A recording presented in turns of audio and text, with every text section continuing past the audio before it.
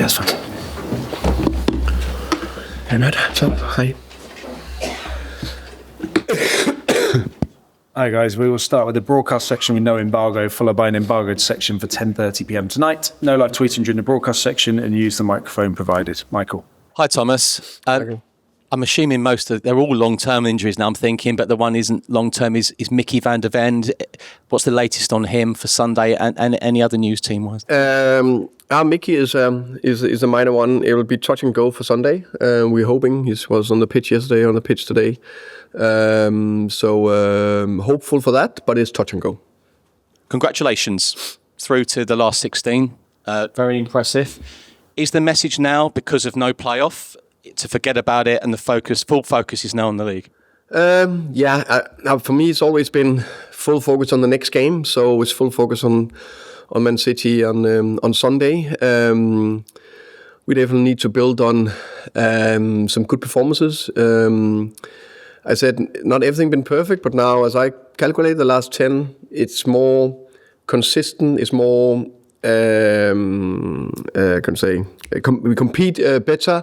We are constantly improving, but especially the last 3 games, it's much more over 90 minutes. And I think the 3 performances that's the thing we need to bring into Sunday and going forward. In September, you said to me you don't look at the league table till April. But back then, did you imagine that you'd be around 14th? No, I didn't. I'm very aware, and I think I said that a few times. I'm very aware that you always hope for more. You always, in football, small things you can turn and you can get a little momentum, or sometimes you get more. Sometimes, for whatever reason, you don't get the momentum. Very aware that this season is a season where we are, as always, and we should be for Tottenham, very ambitious, but it is a transitional season, a transitional season where we need to be very ambitious, do as good as we can in every single competition. And I definitely expect and hope and believe that we will be higher. But I also think it's fair to say some of the margins, the bits, we could easily like this have had 6 points more in a completely different talk. Unfortunately, we haven't, and it is what it is, and we need to keep going. Deadline day Monday, you've had so many injuries. Is it about the right person now and also going forward? We know there's players who are offered to clubs.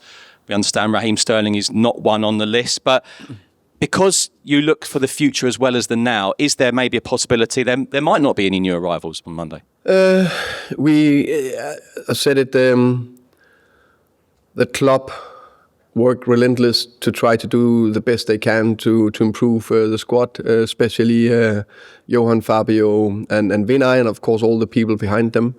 I mean it. We can't be too obsessed with short-term fix that not helping on the long term, because if we don't do that, we will not. All the hard work we put in now can be limited for the future, and that's not that we want badly short-term success as well. I can promise that the Lewis family is super committed to this project. They want to do everything, and I will go against my rule, hopefully only once. That there's no doubt, it's clear that the club wants to sign Semenyo. They did everything. I think that's a clear signal that the Lewis family is very committed. That's a big signing with finances and all that. So it's aligned, but that's the quality players we are looking for to improve the squad. And if we can't find that, then it's definitely better to take the right decision. It's not the same that we're just getting quality players going forward, because we all know it's not that easy. And I'm sure if we're not, for whatever reason, able to get another player in or players in this window, then for the summer, it is a big summer ahead, and I'm not doubt we'll see big improvements there. Hi Thomas, good afternoon. Dominic Solanke, lovely goal against Frankfurt, played well in general. Before that, scored against Dortmund in the Champions League. In general, how pleased are you with his fitness, his recovery process, and how sharp and ready easy for this weekend? It's a big game. It was so nice to have him back when he was through on goal. It was so nice that's a fine there, by the way. I don't know what the rules you have, guys, down here, but there must be internal fine system there. Yeah. It was so nice when Dom was through on goal that you just had that feeling, okay, this is a goal. And he just proved that. It was, like always, there's a lot of thought process and analysis behind every decision we try to make in team selection and on the pitch and all that. And of course, it's tough not to bring Dom again in a very important game. But all signs, all my experience told me that it's not the right thing to do that. Colo did very well. And then he came on and killed the game for us. He's still building, but he's ready to start on Sunday. Question about Pep Guardiola. Not too many managers in the league managed to beat Pep. At Brentford, he managed to beat him several times. You beat him in the summer as well. What's the biggest challenge of facing a Pep Guardiola side? And how different is this current version of Man City, this version of 25-26?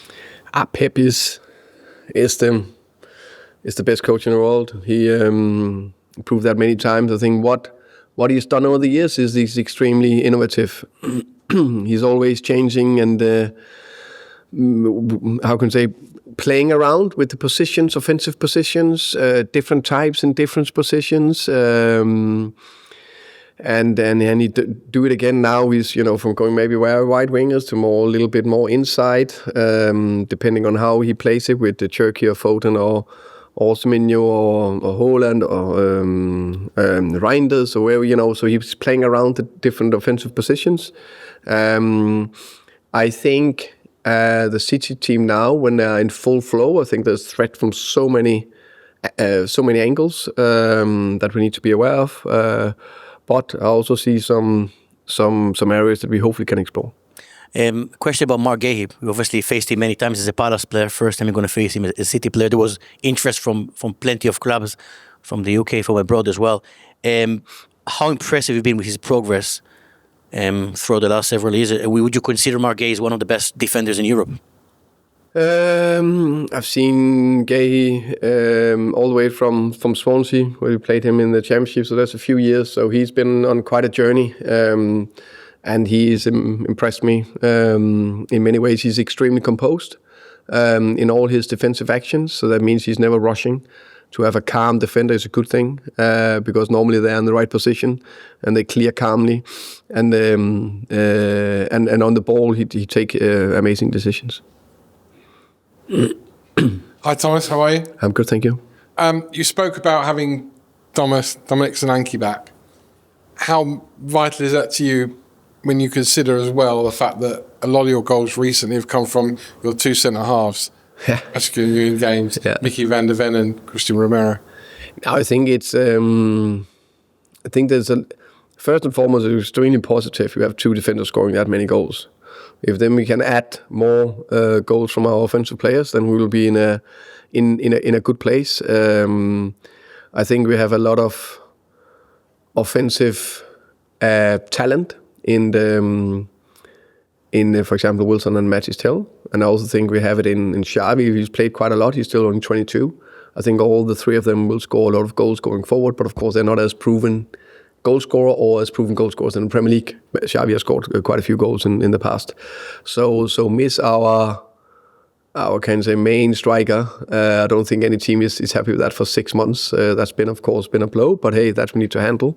So to have Dom back in, but not only for his goal scoring abilities, clearly you've seen that now in the 2 Champions League games, but also I think his hold-up play, his link play, his ability to press, and just that presence on the pitch and in the changing room, that's big. Do you worry a little bit mentally about your team? Do you worry about your team's mentality a little bit? Because Champions League is fine. You're the 4th best team in Europe according to the Champions League table. Premier League, you're 8 points off the relegation zone, 10 points off the Champions League. So it kind of shows it's the other way around. Do your players prefer playing in Europe to playing in the Premier League? I don't think that's a thing. I think it's a bit more complex than that. I think it's a skill as an individual player and as a team to perform every third or fourth day in Premier League and in Europe, no matter if it's Conference League, Europa League or Champions League. And when you take it up a notch from Europa League to Champions League, it's even more difficult. I think it's fair to say we've seen it over the years with clubs that is not as used to it year in, year out, that it can be tough to do that because it's the physical load, it's the mental load that they need to be able to produce again and again and again.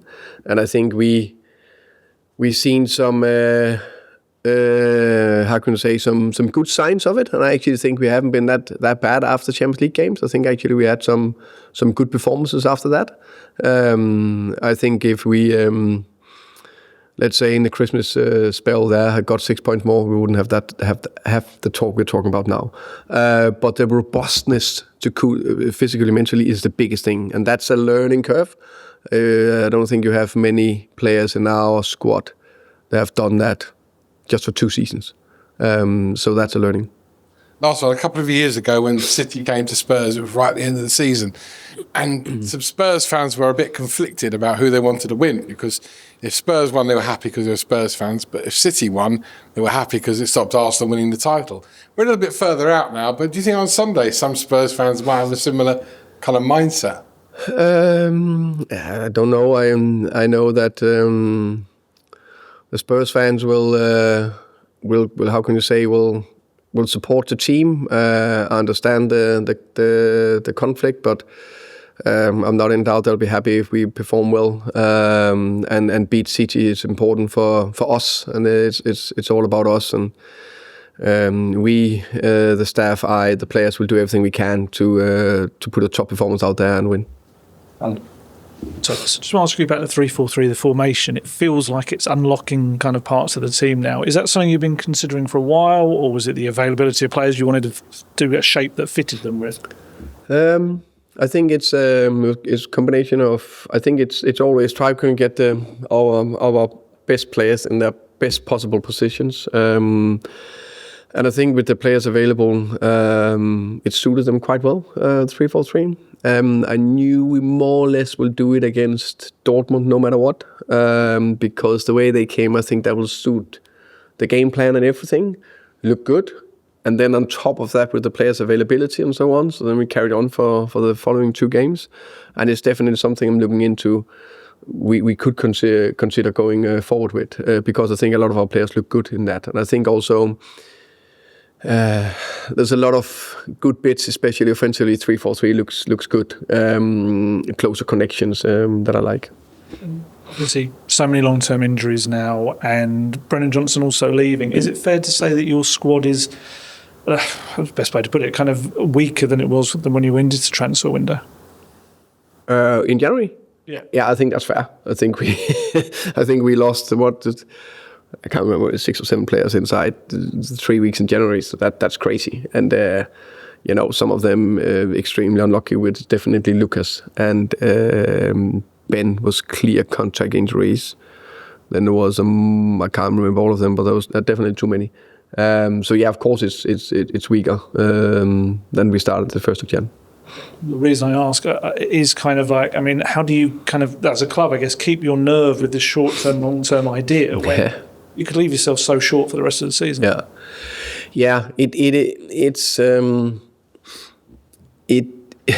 That's a good question. But I think the best clubs, they take good, calm, sensible decisions. Also, when it's how can we say, a little bit windy and not going as well as we wanted to, because I think that's key for what we want to build. It's absolutely key. And I also think there is some players that are looking to come back relatively quick-ish in Pedro and Richie, definitely. I think there's 2 on top of my head. So that will help as well, of course. Thomas, just on Dominic Solanke, has he felt like a new signing for you, that you've managed to get him back and get some minutes out of him? And in terms of just him as the focal point of the team, Tottenham probably haven't had a lead out-and-out striker since the days of Harry Kane. Now, I'm not asking you to compare him to Harry Kane, but just as a talisman for the team, what can he do for the next 4 months going forward? I know. I think he's always like Dom when I follow him for many years here in England. I think the last season he had in Bournemouth, he was absolutely on fire. It was 19 goals, something like that in the Prem. Then he was a little bit unlucky. He's normally super robust player. And then he came to Spurs and he got an ankle injury and then another one. So he had a little bit disrupted last season, but still scored a decent amount of goals and looked like a threat. And he was one of the players when I stepped in the club. I said, I'm sure he will score a lot of goals for us. I'm not in doubt. He got all the qualities the way he want to play. The principles I have, the goal scorers are normally produce number 9s. He will do the same. I'm not in doubt of that at all. So it feels a little bit like a new signing, and he will only get better the next weeks. Can I ask you? You mentioned Semenyo. That's quite a commitment from the owners that they're prepared to pay what appears like 65 million. So, I mean, that could be records transfers. So just how close did it get? What could he brought to the team? And what is the signal from the owners that they're going to give you that sort of money to rebuild this team? I think the biggest thing, and the question I would answer is, I think it shows big commitment from the Lewis family. And I think the fans and everyone involved should not be in doubt of that. They're really committed to this is going to be successful. We all want it to be a bit better, but all the processes, all the things is, beginning to tick behind the scenes. I'm not in doubt we will see big benefits of that in the future. I'm not in doubt. And I'm not in doubt that we will improve and we will do better throughout the season. And I'm not in doubt we'll take a good step, massive step forward in the summer as well. They are very committed. I know you're saying you feel like the team's getting a bit more consistent, but so many times this season we've sort of seen Tottenham so up and so down. I mean, how do you make sure that you're not going to have a down performance from the players on Sunday against Man City? I really wish I could say that I'm 100% sure it'll be top, but I have a very good feeling because you're working with human beings, and that's the beauty of it. But I'm convinced that we will perform well again on Sunday. Because it just looks better and better, and of course we are facing a top team with top players, but we are ready for it. Thank you. Finish this section with George. Hi, Thomas. Appreciate you sort of openly talking about Semenyo then, and I'm sure fans would as well. Can you kind of understand why, from the fans' point of view, as much as it sounds obviously encouraging the club of going for Semenyo, it's also more words rather than actions? Can you understand why they sort of feel like they need to see more actions, especially this month? The fans just want the best for the club, just like I want the owners, the staff, the players, everyone want the best for the club. But I also think it's fair to say that the transfer window it's not Football Manager, unfortunately. It is not. It would be a lot easier, but also a little bit more boring. We will not have as many good stories to talk about in the last 30 days. You couldn't go to work basically because there's nothing to write about or talk about. So it is very difficult. The transfer market it's an art. It's a craftsmanship. You need to be very good at it. And then there's always need to be a selling club that wants to sell. There needs to be a club that wants to buy. As a player in the middle also want to come. So that's always the challenge. What I'm happy is that I think we've already done great business in getting Conor in. I think that's a great deal and a great player and fits everything we want for this club. And the commitment is show about, you can say, Semenyo, I think is a big step. I'm just repeating myself. I'm not in doubt it'll be very good going forward. And obviously the Champions League is on pause now until middle of March. How kind of confident are you that when you get to the middle of March, the club are not going to be embroiled in a relegation battle? Because I think some fans are concerned the team is sort of sleepwalking into a relegation battle given the Premier League results.